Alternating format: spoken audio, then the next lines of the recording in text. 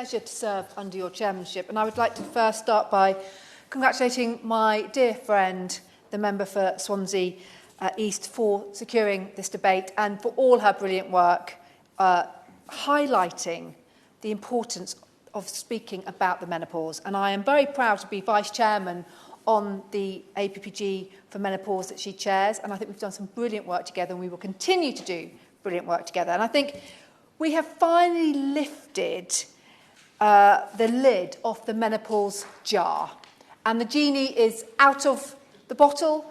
Any other sayings I can include in this? But I think it's so important that finally we are ensuring that it is no longer a taboo subject. It's no longer a subject that we whisper to change. It is one of those issues that crosses over every demographic, from royalty with the Countess of Wessex all the way through. And I was fascinated to hear the member for Swansea East call it or refer to it as a posh issue. That is so depressing, isn't it? And I think she's absolutely right, that for some women, they feel that it is only HRT products and help and support is only available if you are posh and you can demand it. And the fact is, she is absolutely right that in a cost of living challenge that we are now living through, there are too many women who will be putting food on the tables for their children rather than spend that £18 on the such important HRT, the vital HRT products that they need. And I absolutely welcomed the Minister and the Secretary of State for Health support in the private members bill that she brought it and we passed it. But it is equally disappointing that we're still having to wait until April 23, when there are women desperately now in England waiting for that annual prescription. And it was interesting listening to the member for Belfast South, because it is an issue that crosses all four nations. And it is a shame that England are still the poor relations of the four nations. And she reminds me of a friend of mine, one of my closest friends, who lives in Northern Ireland. She is a constituent of the Honourable Member for Strangford. And she was telling me, even a few weeks ago, of all the symptoms she had. And she'd been to her GP in Northern Ireland, and he was suggesting antidepressants. And I begged her, I said, please, you are 51, you are going through the menopause. Go back to that GP and demand. And she did, and now she's on HRT. But she is an educated woman. She's been to university, she's had she's got high-profile jobs, and she still is having to beg her GP to take her seriously. That is unacceptable. And therefore, I would suggest that there is more to do to advise and ensure that GPs across the four nations have the right advice themselves, the right training. And one thing I wanted to highlight today is Positivity. It's an organisation that I know very well. And I've highlighted their posters they've got before in the chamber. And I have written to the Minister recently, and I hope that she will respond positively, that we do need to support Positivity's Know Your Menopause campaign. Their leaflets signpost women and really highlight the symptoms so they can then go back to their GP and demand support and help. They are in... Of course. My honourable friend's making a really important point about Positivity.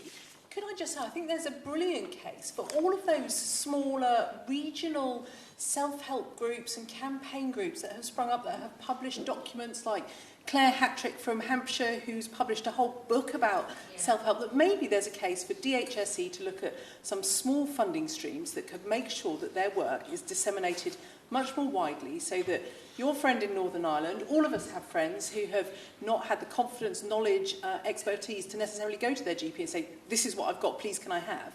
We need to spread that information, and maybe DHSE ought to look at how they can fund that.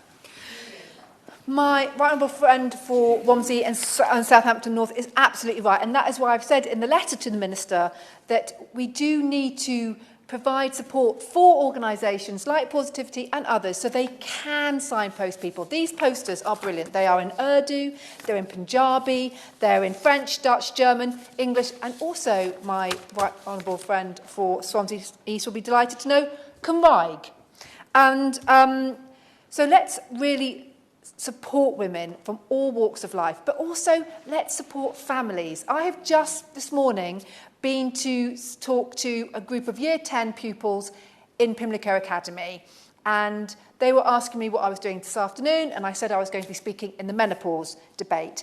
And I said, you know, it's really important that you guys, age 15, are aware, boys and girls. And I said to the girls, you know, PMT and periods are tough enough. You wait. The menopause is something to really know about. And you've got to know, for your mums who are going through it or about to go through it, your grandmothers, your aunties, it's really important that you know about the menopause so that you can support them and that you know that when they're screaming at you, there's probably a reason why. And it's not because of you, it's because they're probably having a really tough time because they haven't slept for 5 days. They feel like they are having an out-of-body experience.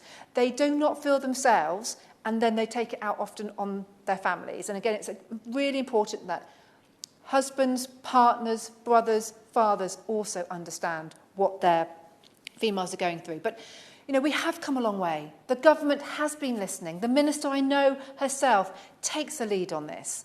And it is, I absolutely welcome the real emphasis the government is taking on this. But we do still have those issues with HRT products being in shortage. I personally went to get my prescription a few months ago and was told I couldn't have my Estrogel because they're not in, it's not in supply at the moment, and I was really worried. I've got one bottle left. I am squeezing every single ounce of it, and I hope to God that when I go back to the GP next week, it is back in, because I seriously do not know what I will do without that HRT products, and I would urge the minister to do all she can to make sure these products are back on the shelves, because I fear for my chief whip and my whip if I do not get my HRT product. So I just want to put it out there to the minister. You've been warned. But seriously, there is so much more we've got to do for education and for businesses. And I'm extremely proud that the Cabinet Office this week, and I know the Minister was there also, became the largest organisation to sign the Menopause Workplace Pledge. And there's over 1,000 organisations now. That is a start. That is amazing. And the government is actually taking the lead. But as many have said here today, including my right honourable friend for Romsey and Southampton North, there is much more that each government department can do. Not working in silos. We know when governments work in silos, nothing gets done. There has got to be an holistic approach to this. So let's get this done. And finally, I think it's very important to ensure that women are aware of the symptoms, but also that it can be other things. So I have recently just been diagnosed with having hypothyroidism and Hashimoto's. And very much the symptoms are also related to the menopause. And I wonder whether, for the last 2 or 3 years, although I may have been going through the menopause, I wonder whether the vast majority of my issues was because of my thyroid problem. I'm now on thyroxine, and it is also changing my life. But I think women need to understand that it might not just be the menopause, and GPs have to. And so, again, I'd like there to be more information and GPs to have better understanding of those issues. Mr. Chairman, I will now conclude by just saying I think it can be very difficult to be in politics. There's so much arguments that we have, so much that can divide us. But when it comes to women's health, and particularly when it comes to issues like the menopause, I think it unites us. And we can see here today that we have Northern Ireland, Scottish, Welsh, English MPs here talking in support of more help for the menopause. And that is what makes it great to be a Member of Parliament, when we can come together, we can join forces to make sure that we can support women and men in all walks of life, and to make sure that the menopause revolution, it has only just begun. And it is only the start, but I'm sure that working together, we will ensure that women have the products they need, have the support they need, and the information they need to carry on with their lives. The menopause is the change. It is a midpoint in our lives. It should never and can never be the end of a woman's life. I feel I'm just beginning my life. Thank you. Yeah.